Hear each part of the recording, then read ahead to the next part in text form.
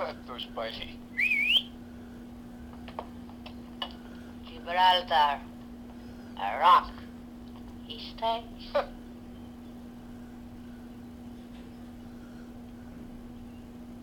Homer, what did you do to Taki?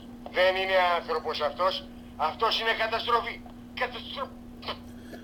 What happened, Captain? He asked Taki if he could read music. Taki said no.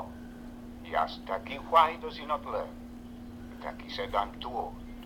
So he told Taki if he couldn't read music, he was no real musician and he never would be.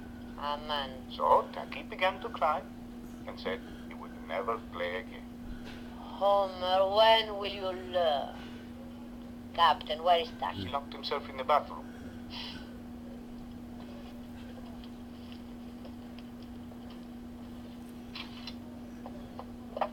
Τάκη, έλα έξω. Τάκη, άνοιξε την πόρτα, θέλω να σου μιλήσω. Τάκη, σ' όλη την Ελλάδα, κανένας δεν παίζει μπουζούκι σαν και εσένα. Παίζεις σαν Θεός.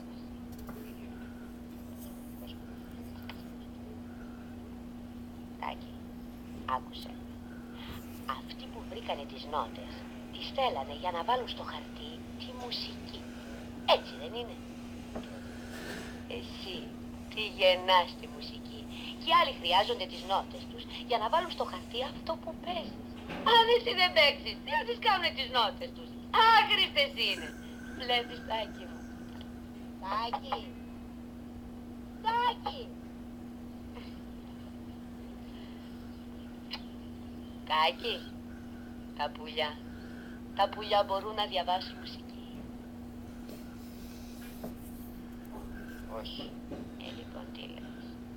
Θα έπρεπε τα πουλιά να πάψουν να τραγουδάνε.